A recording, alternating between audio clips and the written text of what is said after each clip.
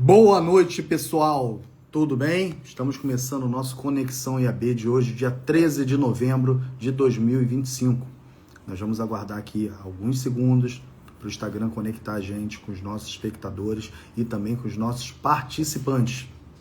Hoje nós vamos falar sobre a letalidade policial, os territórios periféricos e o papel do Estado. Vamos fazer aqui um debate técnico-jurídico e vamos ter com a gente o doutor Paulo Castro, a doutora Roberta Pedrinha e o doutor José Agripino. Então, vamos aguardar aqui alguns minutos, os nossos convidados entrarem e nós já começamos. Vou colocar aqui o timer aqui de 10 segundos e a gente já fala. Vou aproveitar para chamá-los aqui, lembrá-los que estamos online.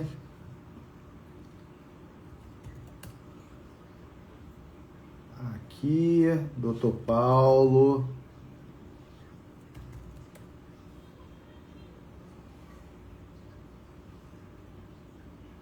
E a doutora Pedrinha.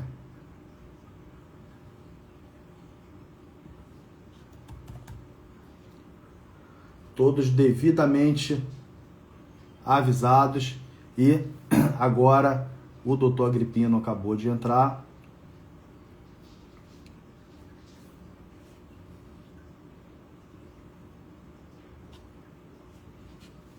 E eu vou aproveitar.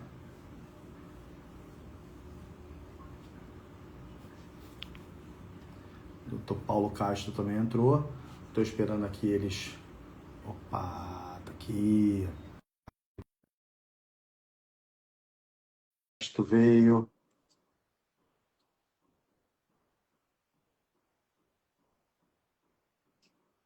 Aceitei o convite. Doutor Agripino, meu irmão. Professor Flávio Pita, boa noite, tudo bem? Boa noite, meu irmão. Paulo tá entrando, a Pedrinha acabou de entrar também. Deixa eu abrir aqui o chat para poder falar com os nossos amigos aqui também. Tá ótimo. Mensagens. Aqui. Estamos juntos aqui. Deixa eu tirar o som aqui para não. Boa noite, pessoal. Paulo, cadê você? Pedrinha, cadê você? Pedrinha, pede para participar, Pedrinha. Tem que apertar lá embaixo no mais, não é isso? Uhum, isso mesmo.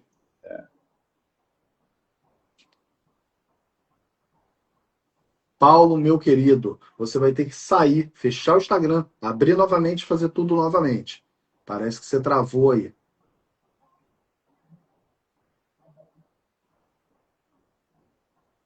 Você está me ouvindo bem, Pita? Tô sim, Tá ótimo. perfeitamente bem. Vou até colocar meu fone aqui.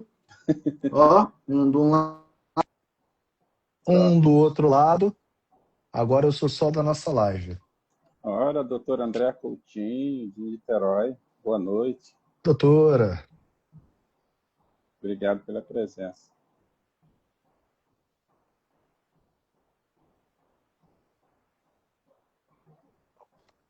aqui, quem entrou? Paulo Castro pediu para participar. Pedrinha pediu para participar. Pronto.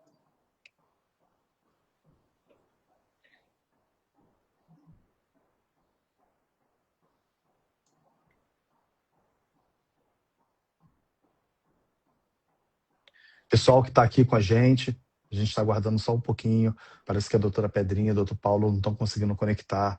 Eu já vou falar aqui para eles, né, que é assim mesmo, a live é desse jeito, né, não é um programa gravado, essas dificuldades acontecem, é normal. Se vocês verem que vocês não estão conseguindo entrar, fechem o Instagram, abram o Instagram novamente, acessa a live novamente, clicando lá no ícone que fica no canto superior esquerdo, manda o convite novamente.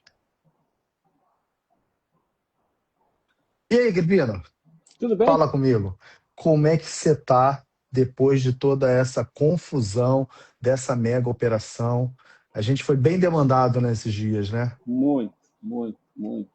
Olha, eu vou levantar aqui algumas polêmicas e uma delas, esperar os nossos companheiros entrarem, eu acho que houve um descumprimento da decisão do STF, por completo. Da DPF 635? Exatamente. Mas por quê? Não tinha ambulância, não tinha o comitê para acompanhar, não foi preservado os locais. Uhum. Saiu uma notícia hoje do laudo do MP, dizendo que houve execuções a tiro de pouca distância. Isso. Então, assim, eu penso que o governador deveria ser preso.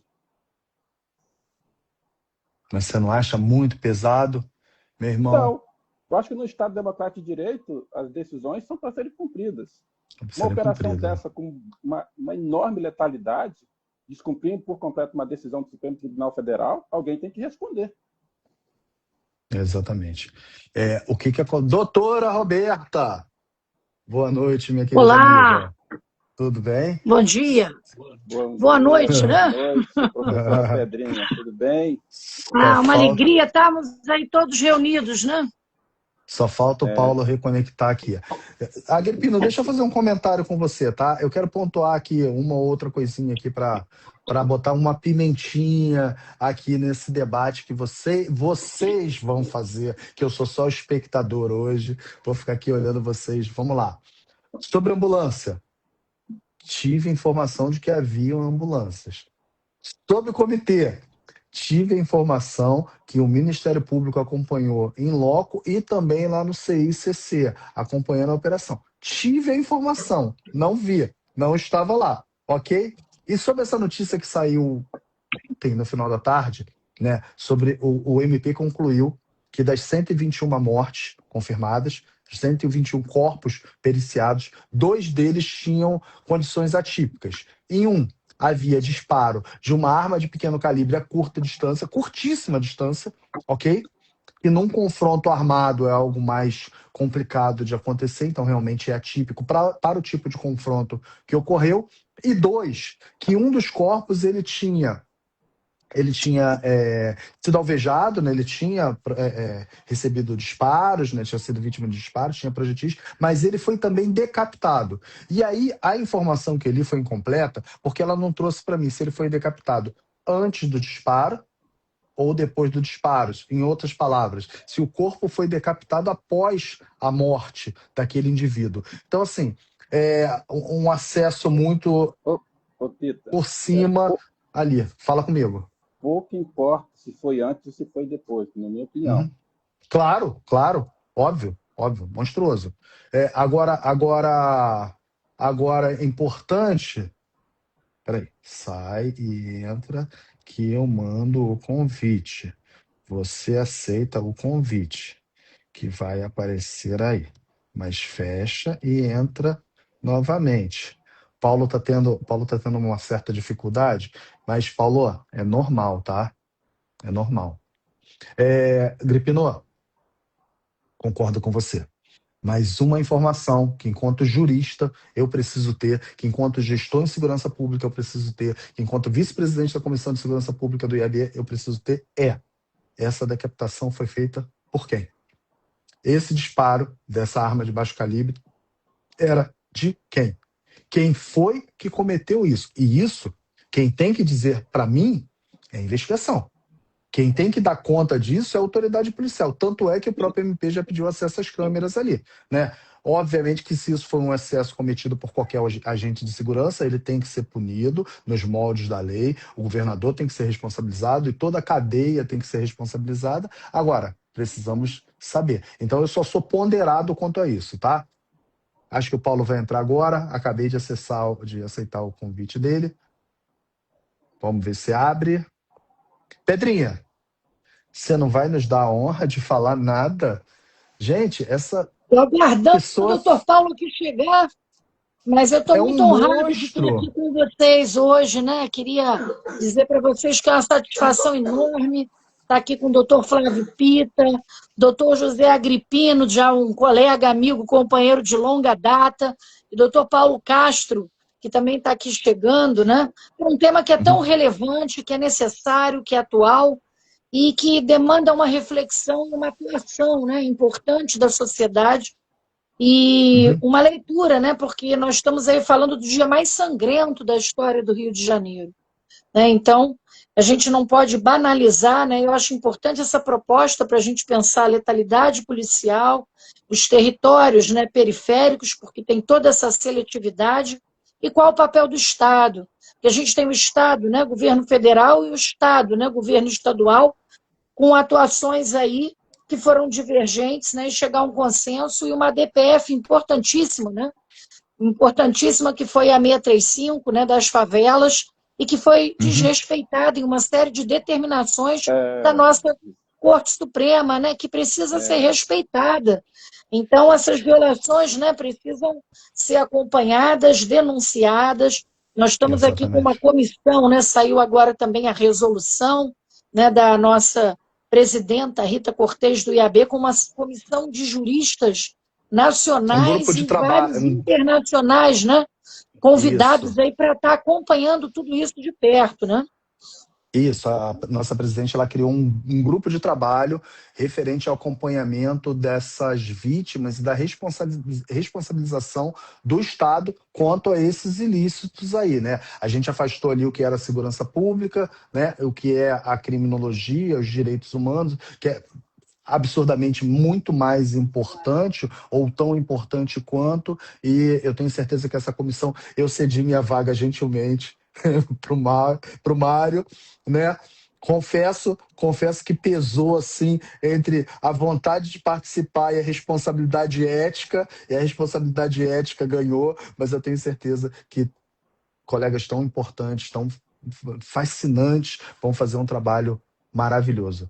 Mas você vai acompanhando e participando conosco também, viu, doutor Flávio? Aqui estão aí os presidentes das comissões, né, de Direitos Humanos, de Segurança Pública, Direito Penal, né, e Criminologia aí juntos, mas estamos todos juntos aí nesse debate, né, tão importante. E eu acho que assim, tem algumas questões, né, que precisam ser colocadas, né, sobre a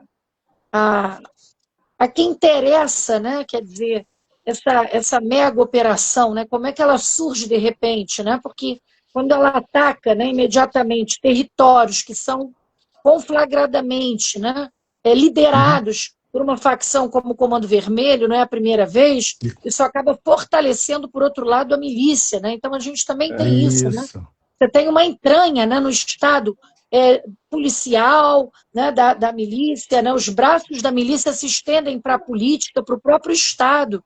Então há que se observar, né, as estratégias por trás disso. E um ataque, né, que a gente observa também, né, que revela aí todo um interesse também político, eleitoral por trás disso tudo, né, por conta dessa escusa que a gente tem de cumprir mandados de prisão.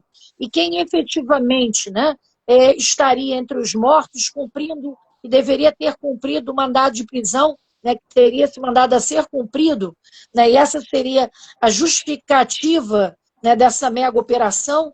Nós não temos uma colidência, né, entre essas 117 vítimas, né, para além dos 4 policiais, mas dos 117 suspeitos, não há essa flagrante correspondência, né, com o número de mandados de prisão e com os nomes e identidades, né? Então essa identificação não se encaixa bem, né? Quando o governador ele fala no sucesso, né, dessa operação, nós temos que nos perguntar que tipo de sucesso, né?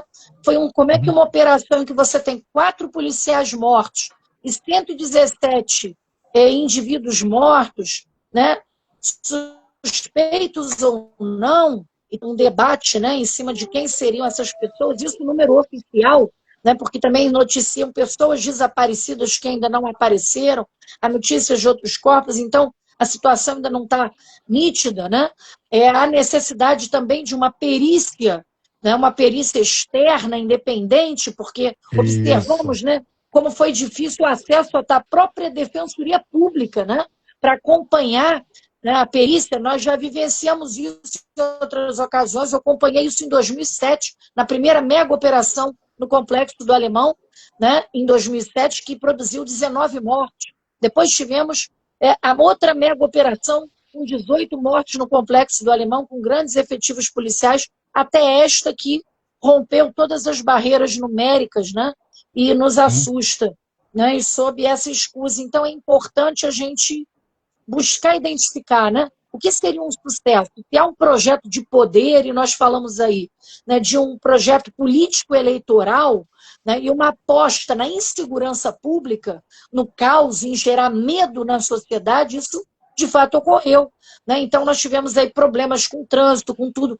Então houve um sucesso no sentido de apostar na insegurança, né, apostar no medo, e em razão disso a sociedade acabar legitimando, né, mortes, como aconteceu. Né? Agora, a partir daí, esse debate há que ser feito. O que é um sucesso? Né?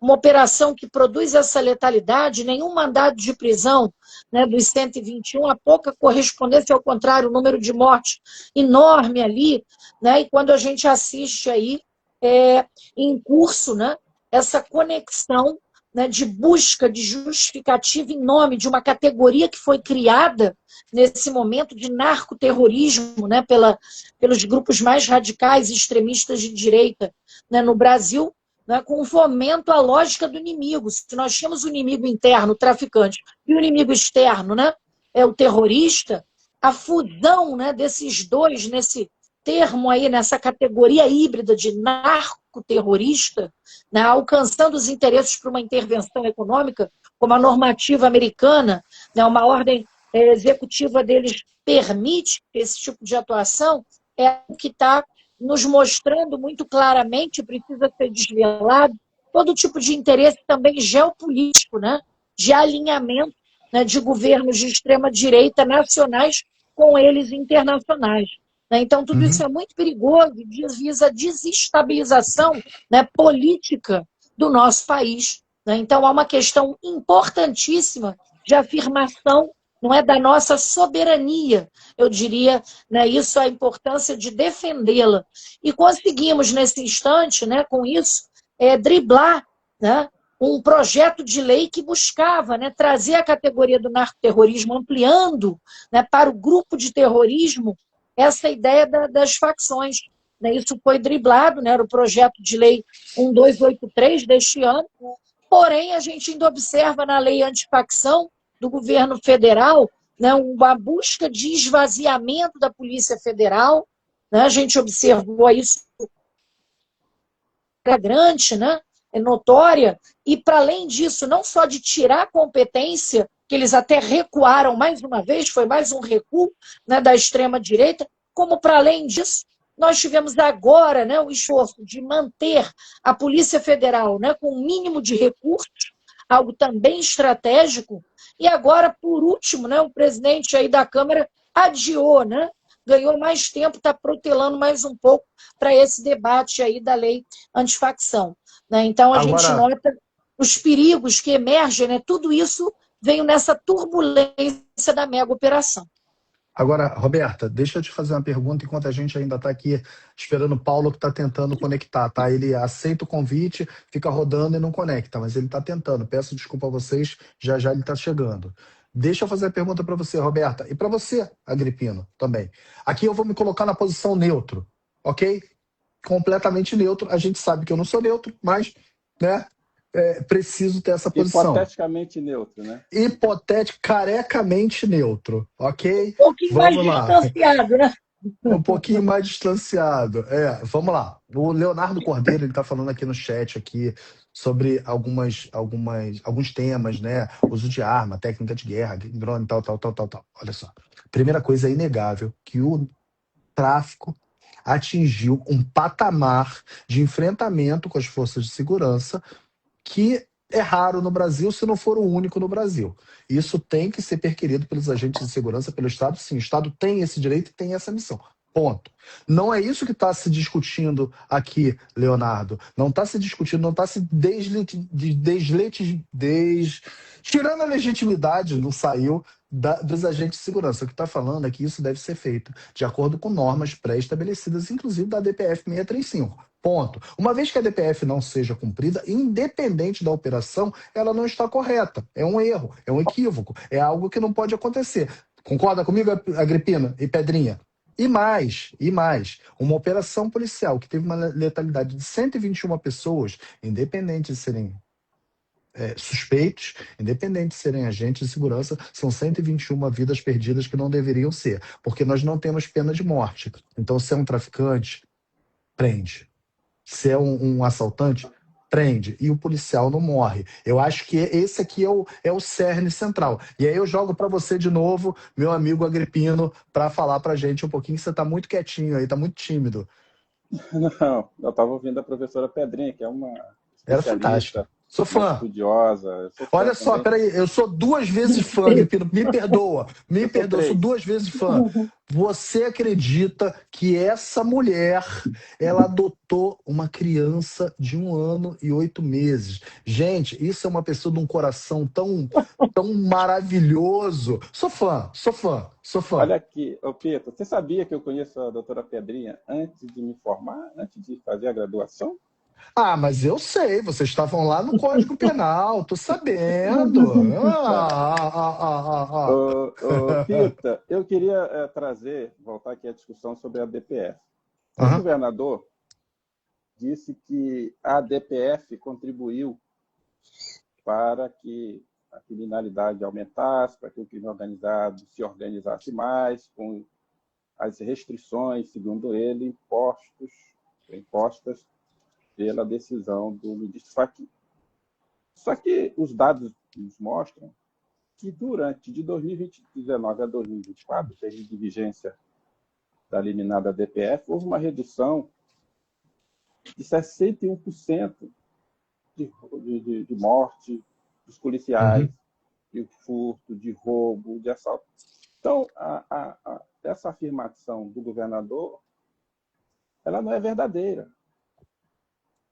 E mais, a ADPF, o voto da ADPF, pela essa operação, veja bem, o objetivo da ADPF era a redução da letalidade. Tem uma decisão colegiada que impõe uma série de obrigações aos estados, às entidades. Aí veio o governo do estado, que é o responsável maior, descumpre, na minha opinião. Não tinha ambulância, você disse que tinha. Não vi ambulância. Eu não via, eu ouvi falar. Não foram preservados os locais dos homicídios.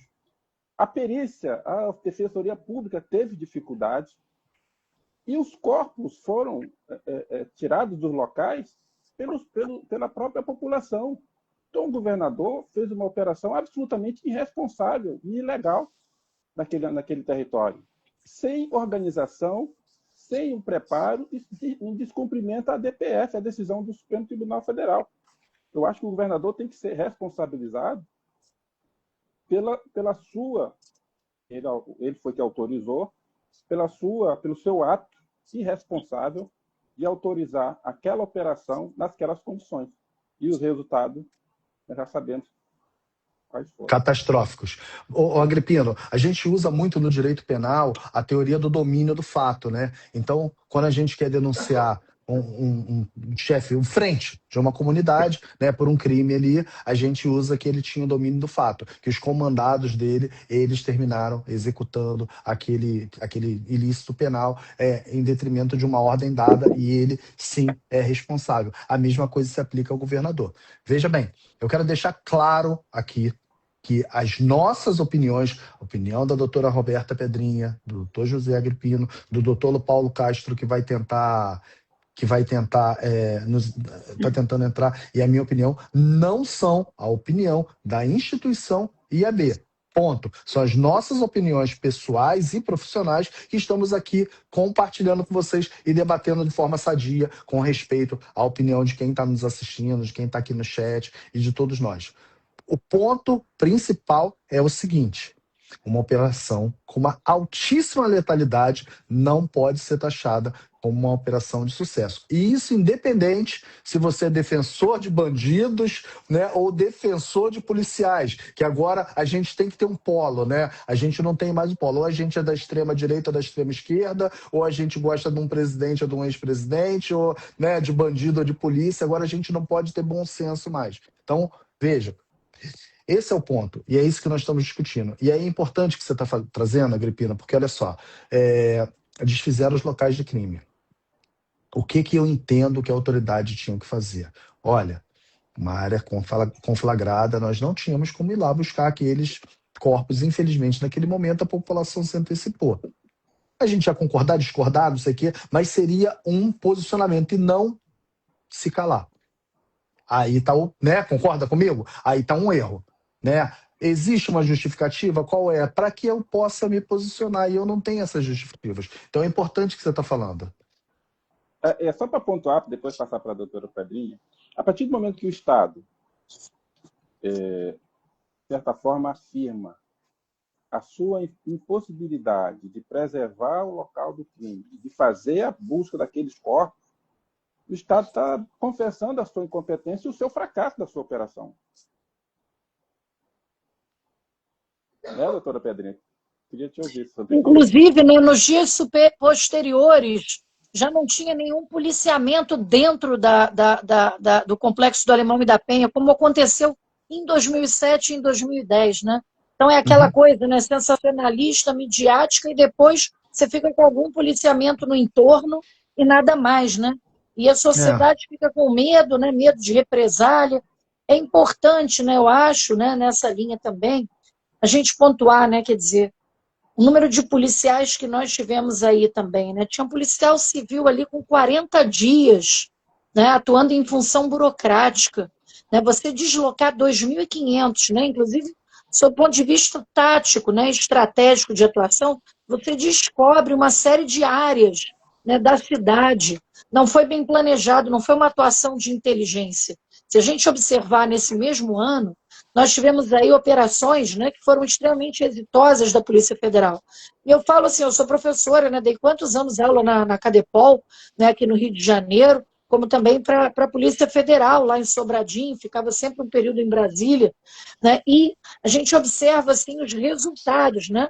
Nós conseguimos desvelar, né, com a Operação Carbono Oculto, né, nada mais nada menos do que 1 bilhão, né, mais de 1 bilhão, né, envolvido, né, de questão financeira atrelada, né, ao PCC, e sem disparar um tiro, letalidade zero.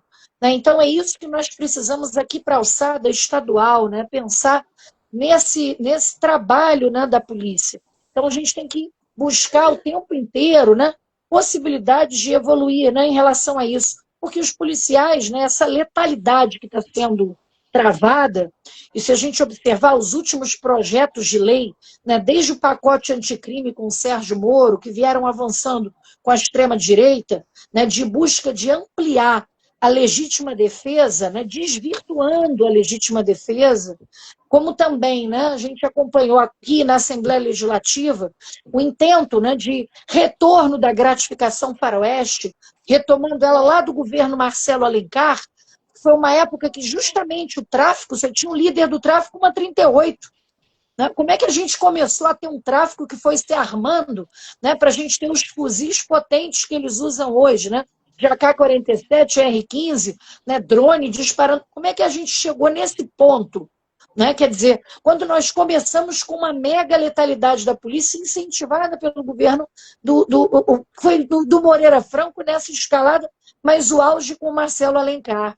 Então, naquele momento, com gratificação faroeste, o tráfico, você tinha uma liderança com a 38, o tráfico começou a se armar.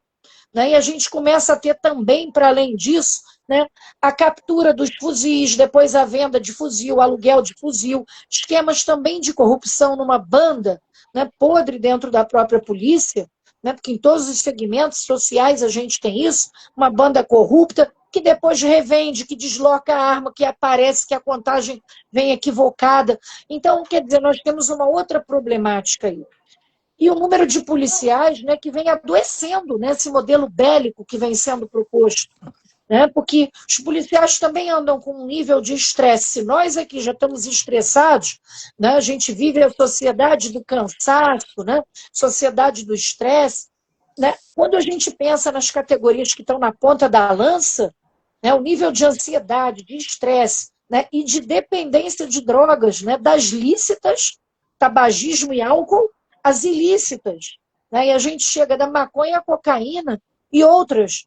Então, o número de suicídios que vem crescendo nas categorias policiais e como isso afeta toda a família, né, do policial, ao risco de morte. Né? O SESEC mostra nos estudos, o Brasil é o país que tem a polícia mais letal do mundo, mais violenta do mundo. E, por outro lado, é a polícia que mais morre no planeta. Então, a gente tem que repensar, né, repensar esse modelo de segurança pública. Né? Para onde nós vamos com esse modelo? Né? Então, esse debate ele precisa ser feito. Essa ideia de guerra às drogas, ela não deu certo. Ela não está dando. A guerra às drogas, ela mata muito mais do que a pior droga possível, a dependência, né? Ou a possível morte por conta da droga. A guerra às drogas, ela mata suspeitos, mata moradores, né? Ela mata feto na barriga da mãe, ela mata criança na escola, ela mata policial. Né? Então, assim, ela é muito cruel. É uma matança generalizada. E a gente vive isso aqui, essa nossa violência urbana. Então, é um problema muito complexo, né? Com relação a essa questão da letalidade.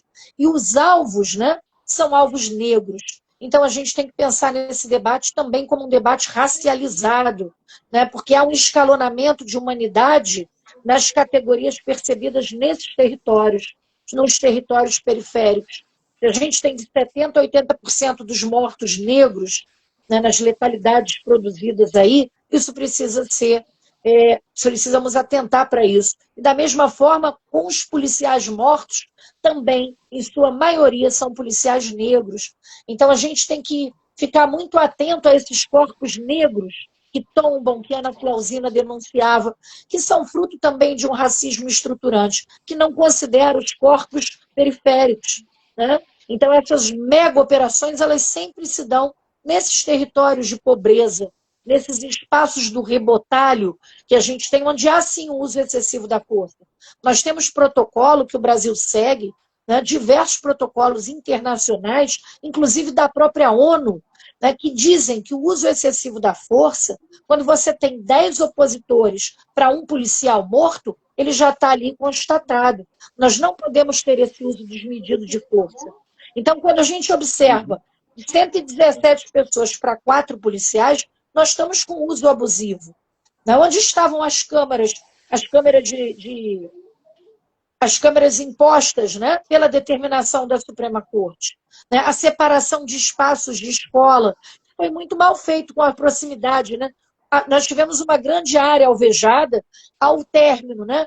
A região mais de mata, mas essas preservações de uma série de determinações de restrição de arma letal, né, de arma letal em casos, né, específicos, né, uma série de cuidados que deveriam ter sido perpetrados ali, que não foram. Né? Então, a gente precisa estar atento a isso para que a gente não transforme, né, as favelas, né, os territórios periféricos, eles também são espaços de muita potência, de muita criatividade, de música, de solidariedade, de rede de apoio, né, um espaço também de milhares de trabalhadores, da maior massa de trabalhadores. E, na verdade, na prática policial, né, com essas operações dirigidas, orquestradas, né, e elas são muito orquestradas, elas não ocorreram ao acaso, né, pelo governo do Estado, em que esses espaços, né, são vistos como espaços de corpos matáveis. Não importa se morreram quantos inocentes ali no meio. Né? Então, isso é colocado dessa maneira. Né? Então, essa matabilidade, né, que Verani já falava, né, dos assassinatos em nome da lei, quando ele estuda, né, profundamente, desembargador Verani, né, os casos de morte, Inácio Cano, com seu laboratório de análise da violência, o LAVE, né, também denotou, ele mostra que 50% das mortes produzidas, elas advêm da atuação policial. Né? E a gente tem que repensar isso não faz bem nem à polícia né? E nem a sociedade como um todo. Não, A sociedade é o espelho, né? Por definitivamente isso é isso o não faz. espelho. Definitivamente isso não faz bem para a sociedade. Tem uma estatística, a professora Roberta com certeza conhece, que a nossa maior perda de agentes de segurança está no dia que eles estão de folga, né? Eles morrem muito mais estando em folga do que estando trabalhando.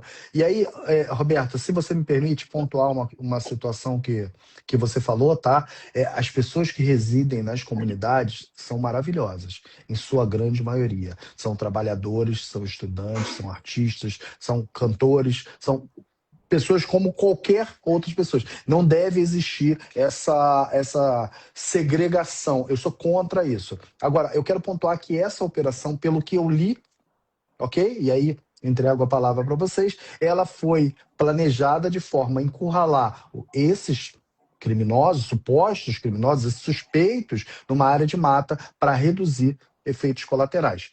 Uma coisa eu não entendi, ok? Se todas essas pessoas que morreram, todos esses suspeitos que morreram, porque para mim não foi comprovado que eles são traficantes, que eles são bandidos, né? Isso a investigação dirá, isso lá na frente a gente vai saber. Mas o que eles estavam fazendo na área de mata de cueca? Agripino. A professora Pedrinha apontou muito bem os territórios onde acontecem essas operações. Não dá para a gente deixar de racializar esse debate, porque, como bem pontuou a professora Pedrinha, esses corpos negros que ocupam esses territórios periféricos são corpos descartáveis. E o Estado, que leva à violência, que leva à segregação, é um Estado que deixa de levar políticas públicas para esses territórios. Cadê o Estado para levar infraestrutura? Cadê o Estado para levar uma política de moradia decente? Saneamento básico, né, meu amigo? Saneamento básico. Então, o Estado considera esses territórios e os ocupantes desses territórios pessoas descartáveis. E assim, o governador, com uma linguagem dizendo que foram, né, neutralizados. 117 foram neutralizados, uma linguagem inadequada para um governador de Estado. Em nenhum momento se mostrou, né, sensível a essas 117, e também os policiais. Então, há um racismo, como bem pontuou a professora Pedrinha, nessas operações policiais. Entendeu? Esses territórios de favela são pessoas que moram na favela, para o Estado, é bandido. Então vai lá, executa 117 pessoas e está tudo bem, vai embora e deixa aquilo lá. Então, assim, que Estado é esse? Que política pública o Estado tem para esse território, para essas pessoas? É só a bala e a pólvora? Não tem uma educação, não tem uma política de... Então, outra coisa, essa operação que foi, segundo informações, planejada com um ano de antecedência, foi um desastre. Foi desastrosa. Essa operação, governador, para ter sucesso, não deveria ter nenhum óbito, nem de policiais e nem de supostos traficantes. E mais, as pessoas, como a professora Pedrinha apontou, as pessoas que estavam com os mandados de prisão em aberto para serem cumpridos, nenhum foi cumprido. O que mostra também o fracasso da operação, governador, da incompetência. E essa política não de matança, de execução, não produz absolutamente nada. Aí eu pergunto para o professor Pita e o professor Pedrinha, essa operação que o governador disse que foi um sucesso, o que mudou de lá para cá? E mais, essa política de operações que reduz a violência, pelo contrário, só recrudesce ainda mais. Agripino. Exatamente, né, doutora Agripino, porque, veja, né, essa operação, né, de entra, né, você entra, né, mata matava 20, né? Agora matou 29 depois, né, em Jacarezinho, aí depois a polícia entra como agora, né? Uma polícia que, veja, julgou, condenou e executou, num país que não tem pena de morte, né? Então, a gente não sabe, né? Você ter pessoas degoladas, pessoas com cortes, né, desferidos por faca, né? Quer dizer, a gente tem aí denúncias, e várias denúncias, inclusive nós acompanhamos isso no Congresso Nacional, né? Tivemos até deputado federal, né, dizendo que é um deputado federal pastor, né, fazendo alusão, né, a várias pessoas da sua igreja que não tinham conexão nenhuma com o tráfico de drogas, né? Então nós já temos várias denúncias de pessoas mortas que não tinham nenhuma conexão, não tinham antecedentes criminais e foram mortas. Como também temos de pessoas que denunciaram e sofrem ameaças por isso, né, que denunciaram vítimas, né, que se entregaram, alguns até suspeitos, alguns até envolvidos com o tráfico, mas que se entregaram, né, entregaram a arma e mesmo assim foram executados, né? Então, quer dizer, é importante, né, nós rompermos, né, com esse estado de polícia, de violência que tudo pode, entender que isso não mudou em nada. O tráfico vai continuar vendendo a droga para quem quiser consumir. Uma mega operação dessas vai acontecer lá, não vai acontecer no condomínio fechado, que eu moro aqui na Barra da Tijuca. Imagina se a polícia vai entrar numa mega operação.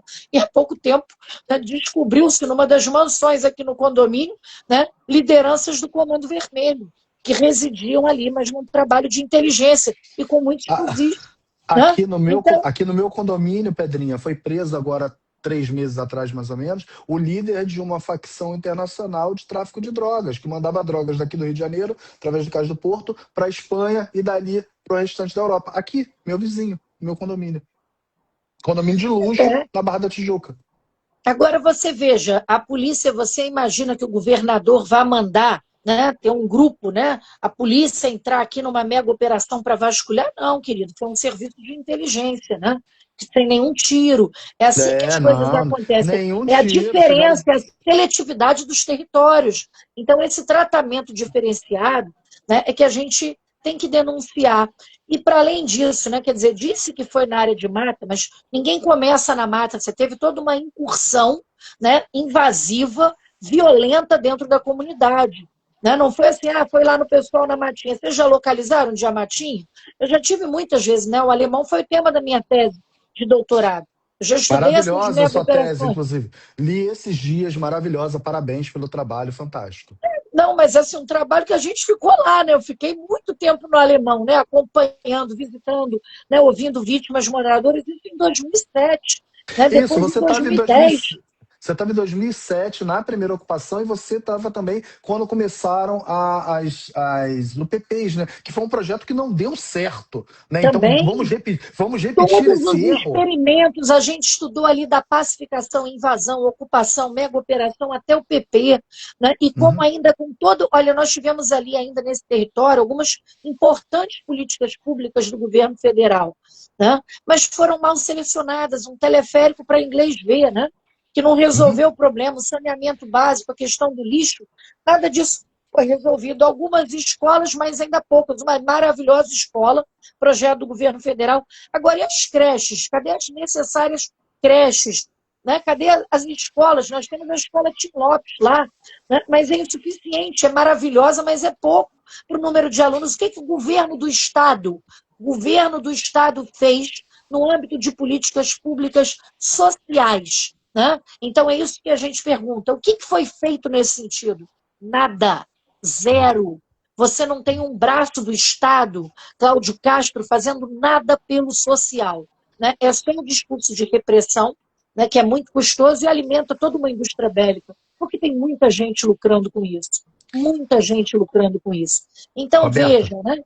Pensar em melhorar. Né? Olha, o plano de redução de letalidade, né, isso está em todos os tratados, né, que a gente acompanha, né, que o Brasil é signatário, inclusive o escritório da Organização das Nações Unidas aqui, né, já estabeleceu, o Brasil é signatário, está na DPF da nossa Suprema Corte.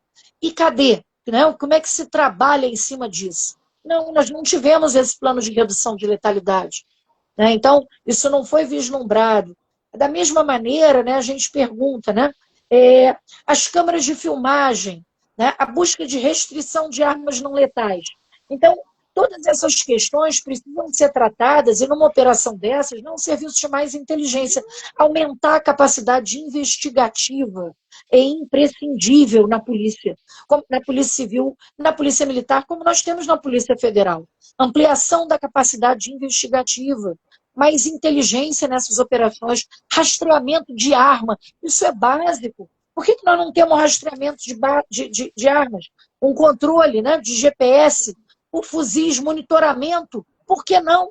A indústria bélica, ela se locupleta, né, absolutamente desta guerra de armar o tráfico e armar a polícia. E as armas vão de uma ponta a outra, né, elas caminham. Então, quer dizer, pensar nessa questão, né, dos fuzis, o maior problema que nós temos, muito maior do que a droga, né, eu vislumbro sendo a questão das armas.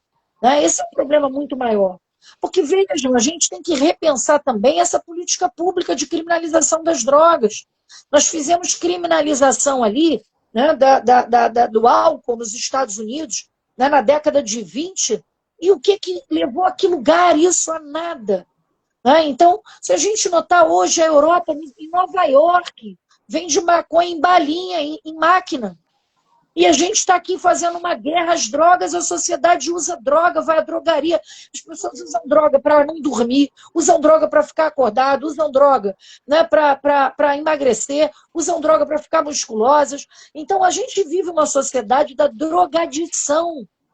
E aí entra essa hipocrisia, você tem que tratar a droga e repensar como questão de saúde pública, né, como política que você pode lidar com a negativa da droga, mas sem criminalizá-la. Colocá-la no espectro criminal, né, é algo que nos gera, né, um problema muito maior para você gerenciar, como aconteceu com o álcool nos Estados Unidos. Então, a gente tem que mergulhar também nesse debate. Né? Será que nós diminuímos o número de dependentes com a criminalização das drogas? Acho que esse é um ponto que a gente, né, também deve pensar. Roberta, eu vou interromper sua fala maravilhosa, você sabe que eu sou fã, porque o nosso tempo aqui na live é limitado. O Paulo não conseguiu entrar, mas ele pediu para a gente falar sobre seletividade penal, ok? Eu vou passar para vocês falarem. Mas antes eu quero responder os nossos amigos Calixto e o doutor Marcos Faria, que estão no chat. Vejam bem, meus queridos amigos, aqui é um debate de acadêmicos. O IAB é uma casa de acadêmicos. Então a doutora Roberta, professora Roberta, professor José Agripino, eles estão trazendo, dentro do ponto de vista deles, acadêmico, e dentro da experiência que eles têm na vida, a visão deles. Isso não é a visão do Instituto, isso não é a visão do Flávio, isso é a visão de cada um. Da mesma forma, eu, enquanto mestre em criminalística, eu tenho especialização em balística. Então, quando você fala das armas dos traficantes, quando o assunto são as armas, o meu projeto de doutorado, ele versa sobre o uso de um sistema do Exército Federal para mapear essa entrada de armas pelas nossas fronteiras. Então, calma, meu amigo, aqui não tem ninguém dizendo que o Cláudio Castro é bandido, que a polícia não presta e nem que todo mundo é bandido. Estamos trazendo as nossas opiniões num debate acadêmico de uma forma respeitosa. Óbvio que cada um de nós vai responder o nosso ponto de vista. Eu, por exemplo, discordo completamente de uma polícia não letal, mas sou obrigado a concordar que uma polícia que faz uma operação que deixa 121 corpos está errando.